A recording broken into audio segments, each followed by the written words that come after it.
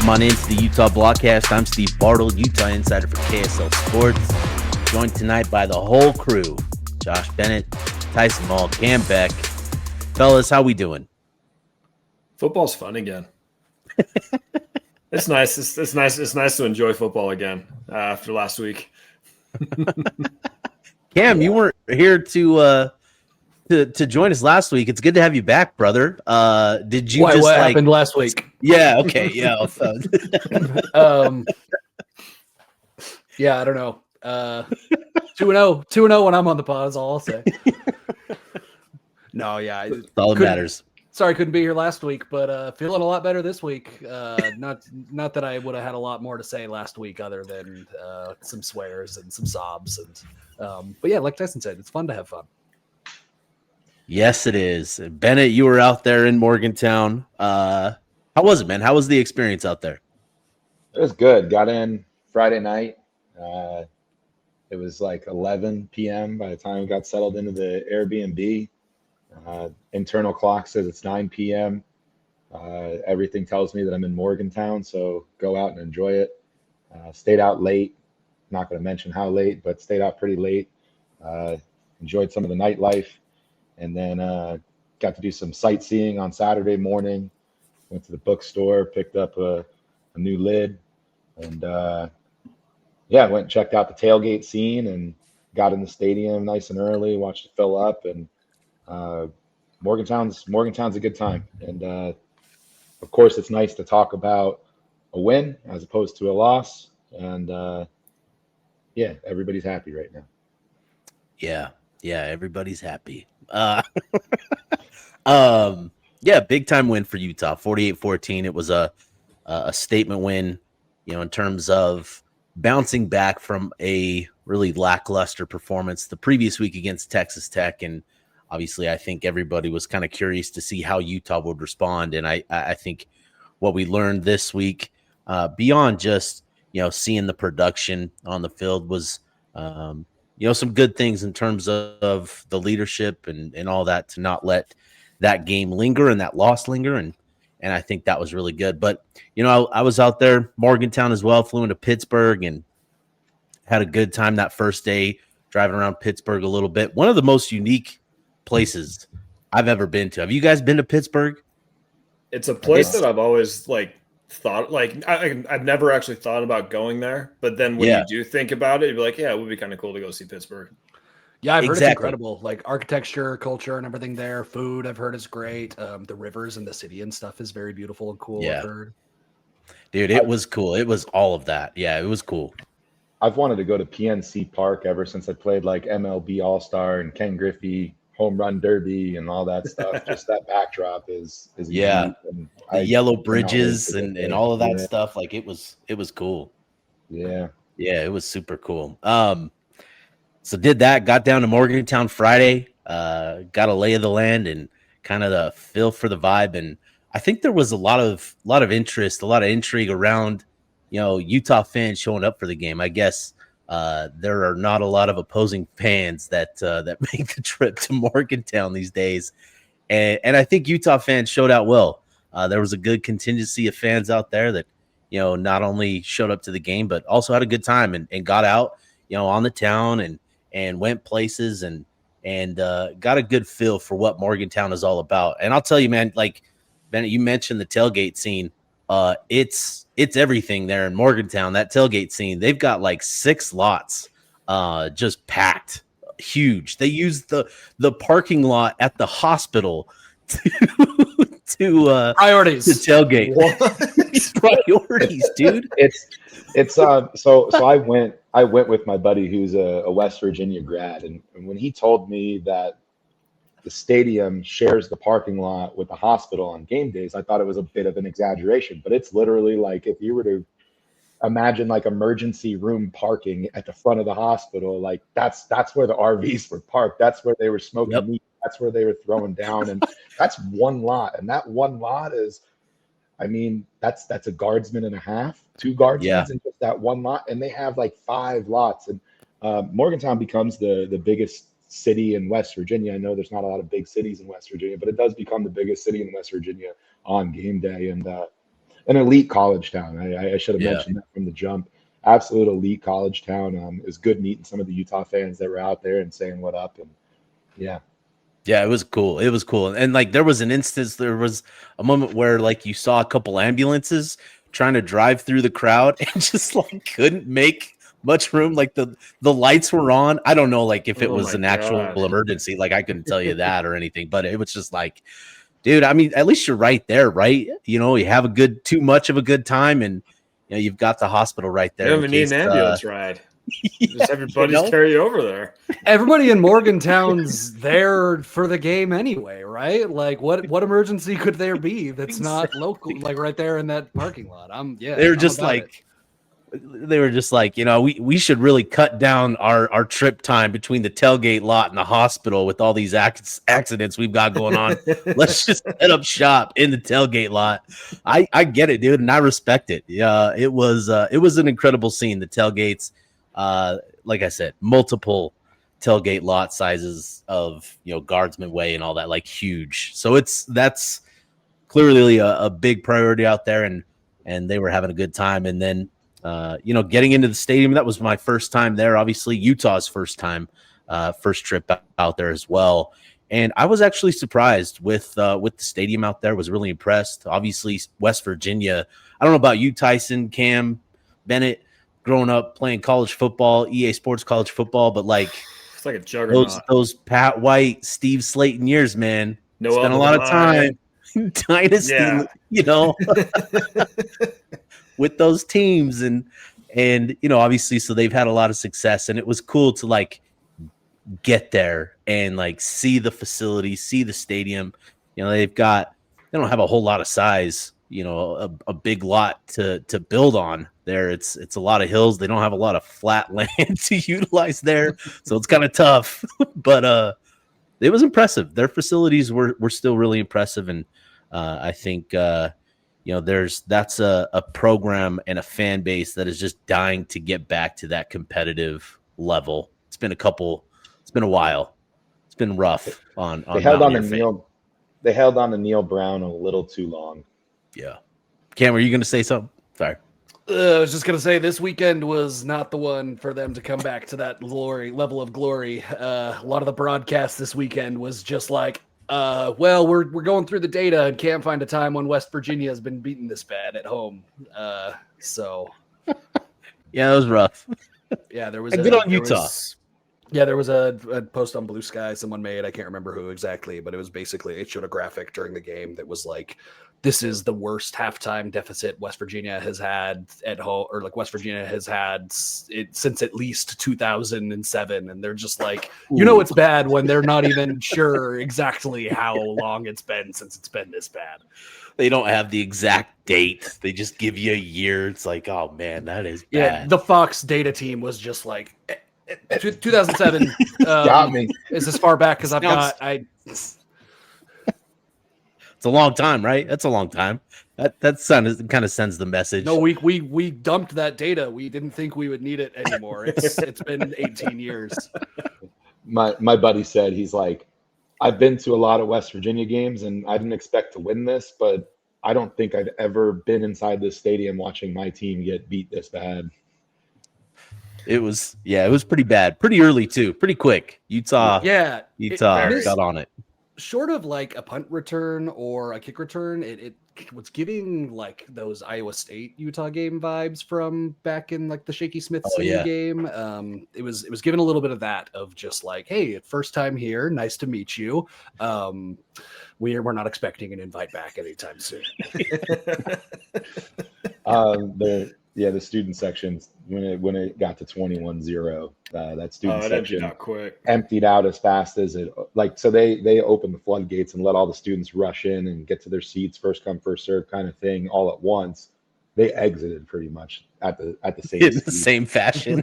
Yeah, but they were out last night. It was they didn't let that stop them from doing Morgantown things. Of course not. Just got started a little bit earlier than they were expecting to. It's Yes. the post game tailgate. That's what it is, man.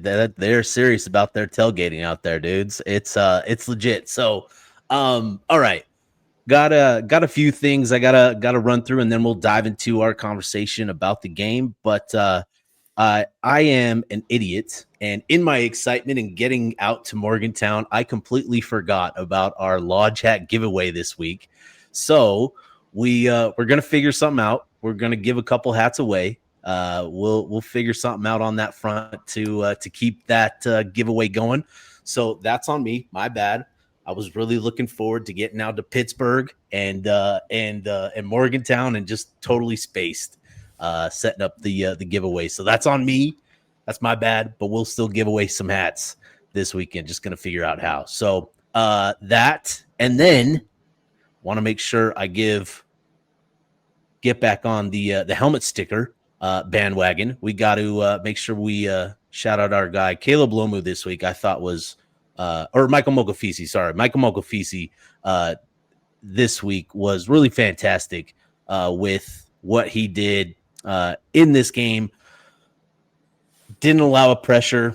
Was really steady in pass protection, and there were a couple moments in this game, going back and rewatching it, where he was just being that bully, being that dude, and being a physical menace. And I think him, Jaron Kump, Caleb, Caleb and Spencer got tested a little bit on the edge. West Virginia schemed up some blitzes that I think created some pressures. But that interior three had a really good day protecting and preserving the pocket and then getting movement up front. And Michael Mokafisi, like I said, had a couple of big time blocks against West Virginia. So Mike gets the helmet sticker this week, our week 5 winner. So I want to make sure I give a shout out to the blockhead this week to get that going again. But let's dive into the game, fellas. Obviously big 48-14 win for Utah. A lot of questions coming into this game. Like I said, how would Utah respond after the Texas Tech loss? What sort of answers would we get from the passing attack and the offense, and how would they look, after last week? So, now that we've watched the game, the offense looked great, but I'd be curious just to kind of get your guys' feel for what you thought of the offense and the response this week from Utah. Cam, go ahead. First of all, I think the thing that I loved seeing the most, obviously offense was phenomenal. Devin Dampier was really much better and obviously visibly much better moving around, made some great throws. But I really loved how quickly the offense came out, especially on the road in a tough place to, West Virginia is not great right now, but Morgantown's still a tough place to play and really just to get to, right? And then that takes a toll. And the way they came out, put the foot on the gas immediately, obviously had a huge lead going into half, and then it kept it going in the second half, of course. I think that's something that we've been missing so far this year. I think that was the best first half we've seen this team play. Again, competition adjusted even. The offense looked phenomenal from the first drive, and that's something I think that I haven't seen enough of this year. Offense coming out, getting started quick, and then just keeping that pedal down the whole game. Yeah, Cam, to your point, 278 yards total offense for Utah in the first half compared to just 95 for West Virginia. So, a lot of it was the offense, and to your point again, with the way that they started that first drive, they had the snap snafu. Luckily they fell on the ball, got it. And then that next play, Devin Dampier connects with Dallin Bentley, 20 yards down the sideline. Great throw, great catch. And from there on, Utah was just moving. And I think we saw the tempo and rhythm that we were hoping to see last week, but we finally saw that last week. Or yesterday. Sorry, yesterday. So Tyson, what were your thoughts as you watched the first half, watched the offense? Yeah, same thing as Cam. It was nice to see the offense come out and just immediately put the pedal down. We talked last week. I said I didn't really care too much about the score, as long as they came out there with a win, but also the offense showed that they were willing to push the ball downfield in the passing game. And I think on that first drive, their passes were 20, 11, 5, 14, and then the 7-yard touchdown pass, which would have gone farther. Just it was to the end Yeah. zone. It showed that they immediately were able to, push the ball downfield to get deep passes to attack the middle of the field as well, which I know we were lacking last week. They got a lot more points than I was not hoping for, but I didn't care too much about the points, but they got a dominating win, but also showed that they, are willing to attack the middle of the field and to push the ball down. So I was extremely happy with the offense this week. Yeah, just to that point, Tyson. 6 of 6 on throws over the middle of the field, underneath, within 10 yards, and then beyond that, just to the middle of the field, he was 4 of 5. Throwing to the middle of the field, 2 touchdowns, and a near perfect NFL QB rating. So a pretty good day for Devin Dampier, moving the ball down the field and attacking the center of the field specifically, which is something that we talked about last week. Is just Utah continuing to hit the edges, continuing to hit the sidelines. The middle has just not been something that they've looked at for whatever reason, and it was good to see them adjust and take advantage of some opportunities. So Bennett, with this performance, just what are your takeaways with Dampier and the offense and how they perform? Yeah, I want to underline the importance of starting fast, right? Two weeks in a row against Wyoming, then against Texas Tech. It's those slow starts really wear on the defense and put a lot of responsibility on the defense. And in a lot of ways, a lot of the stuff that we've talked about on this pod, it felt like someone was listening and was like, hold on, timeout, we've got this. You saw the field get stretched more vertically down to the first throw, right? Hitting Bentley maybe like 15-ish air yards, and then he took that to some yak to get it to 20. But that fast start was important. Dampier looked much more sharp this week. Surprising what a full week participant will do for you. But to go touchdown, interception, where you saw Dampier, when I watched it back, he kind of played with his fingers, he looked at his hand, it flipped, and yeah, it was wet. Like I wasn't in the press box with you, Steve. I was down there. I was wet. The players were wet. Pause. Anyway, touchdown, interception, touchdown, and that's the first half of football. 28 points in the first half. I would have been happy to see 28 points in a win, but to see that come out pissed off, play your game of football, jump all over them, take the crowd completely out of it, it was promising. Cam, I'd be curious just with that, right? So we've now got a collection of 5 games, with Dampier, and how would you assess kind of how he's performed so far through these first 5 games? Yeah, I think it's a good question. I think that we're seeing a lot of what we need to see. I think we obviously the reveal about injury and his lack of time with the offense last week is a ton of context that adds some clarity to his performance in that game. I think that we are. It's hard for me because I want a Utah QB. I'm so trained in this repetitive accuracy idea from Andy Ludwig, and I'm so trained in this more of not necessarily a true pocket passer, but a pass first quarterback, and it's not that. And I think that watching his running ability and how good he's been as a passer, despite him being really more of a split pass and run guy. He looked phenomenal this week, did exactly what we need to see that progression and see him grow. I put something on Blue Sky this last weekend that was essentially, as long as he stays healthy, as long as he stays in the system that he's comfortable with, he's going to be a really popular 2026 Heisman guy if he keeps that production up. I think he's still a couple steps away from that. There was obviously with Big Noon Saturday, the discussion and Big Cat was saying that look out for Devin Dampier for Heisman. I think it's a little premature. It's fun to get into it, but I think next year could really be that season for him if he continues to progress. All of that said, I think he's a perfect fit for what this offense is trying to do right now.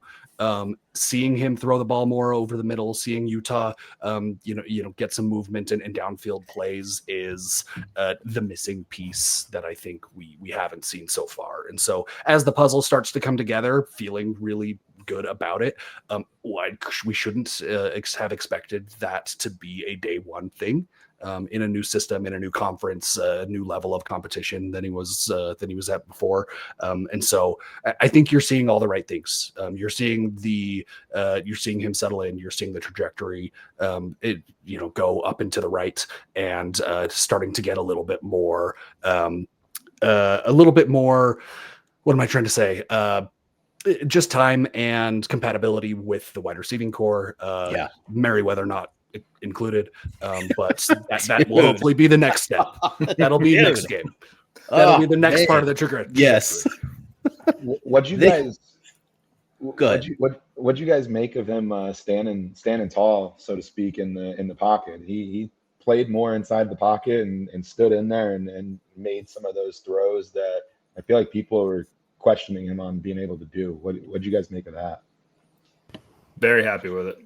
Yeah, incredible, especially with the weather and wet balls are hard to throw. There was the one play where I can't remember exactly the outcome, but essentially blitzer came off the edge and Damp had to stop and literally with his free hand pushed the defender's hands out of his face so that he could get a throw off.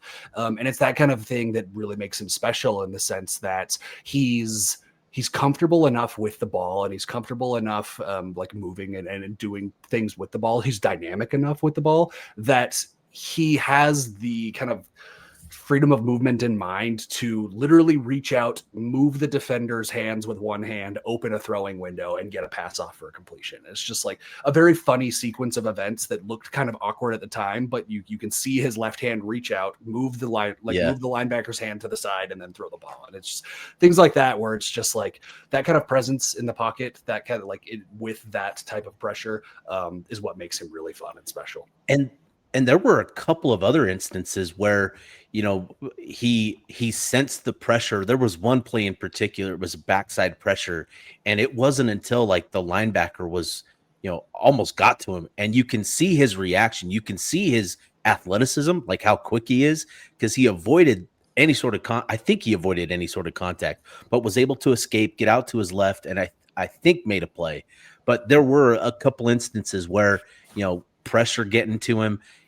I know he chucked one up to the heavens for Merriweather and just missed him by a couple inches again.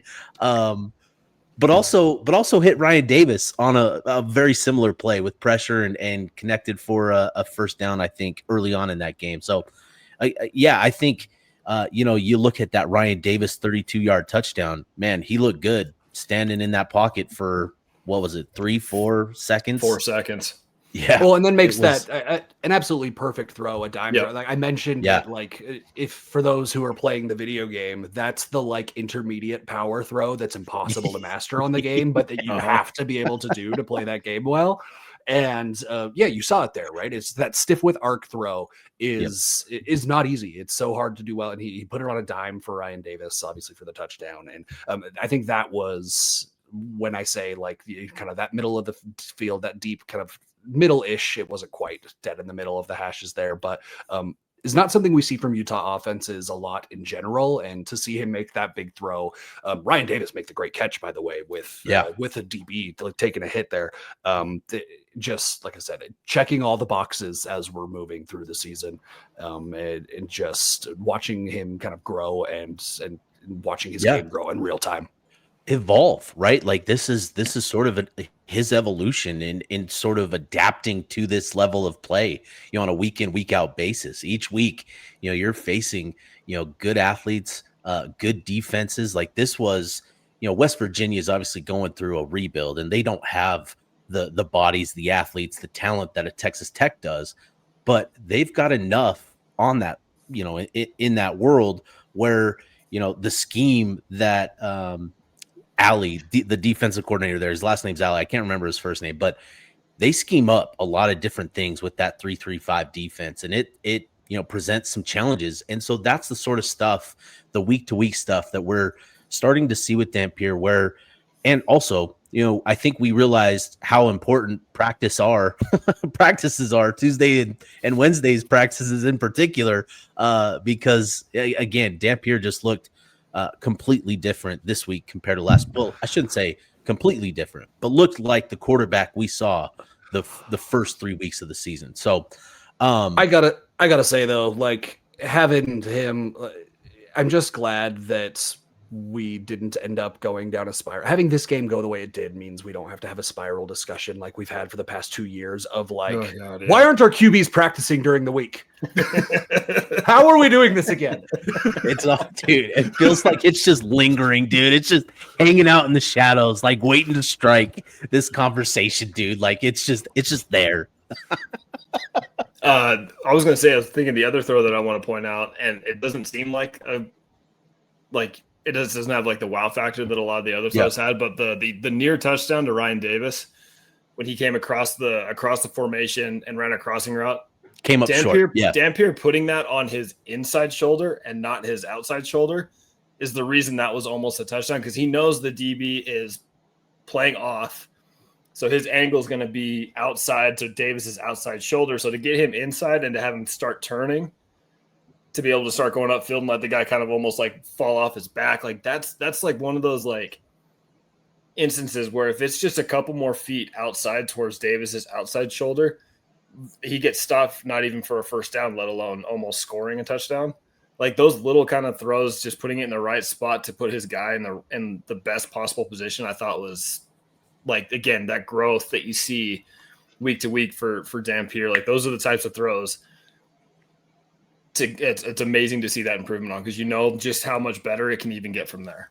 Yeah, no, absolutely. So I'm I'll almost just positive that Ryan Davis was in on that play, by the way. If it's the play I'm thinking of, I remember sitting there and this is the thing that Utah does that kind of bothers me just in general, a quick tangent gripe.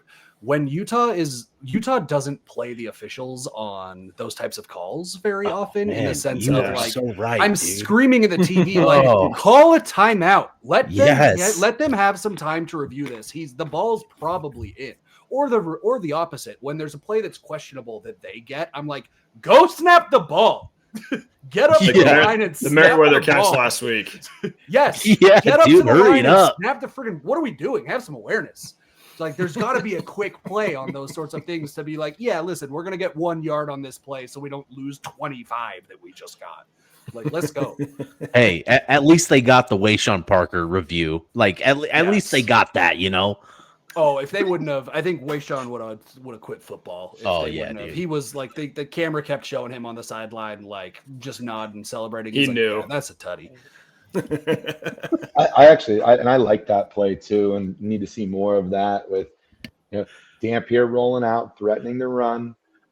Dude sucks in, and then there's just that quick right over your head, right to Wayshawn, touchdown. That was a big bread and butter all year if we let him roll out and do some of that stuff. I know we talk about the pocket presence and him standing tall in the pocket, but for him to be able to 1 minute stand in the pocket and deliver there, and then the next minute roll out and deliver there. Yeah. It's good, and it's going to keep defense on their toes. Well, and two, I mean, that opening drive, we saw the design rollouts even with that. And I think incorporating that is just another element that these defenses have to start preparing for. And I think that was really good. I think he made a throw to Benny on the sideline that he dropped. Unfortunately, obviously, again, ball is wet, tough. But I liked seeing that, not just, scrambling out of the pocket, but having some of those designed, sprint outs and rollouts where, if nothing's there, he's a threat and can pick up. He's going to have an escort, leading him out, to the outside. Like, I think it's a great tool for Utah to have that in the bag. So, all right, with this win, just where's the confidence level going into the bye week? We feeling good? We feeling confident again? What are we feeling? I'm feeling great about what we're seeing from the team and the offense. There are, I think, other concerns going into the bye week, and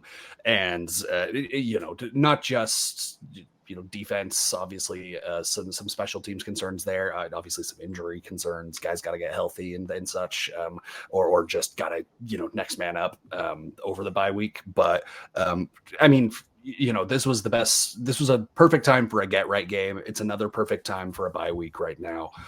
Feeling really good. Yeah, I definitely agree. I'm not as confident as I was, before the Texas Tech game, which I think is understandable. Right. That brings the expectations down a little bit, but you can understand nuance and situations and stuff. It's not like Texas Tech just came in and blew the doors off Utah, and it wasn't. We've talked about this. It was competitive for 52 minutes of the 60 minutes of the game. Yeah. That final score is. Yeah. There's still I think there's still plenty of reason to be incredibly optimistic. And again, the thing I keep coming back to is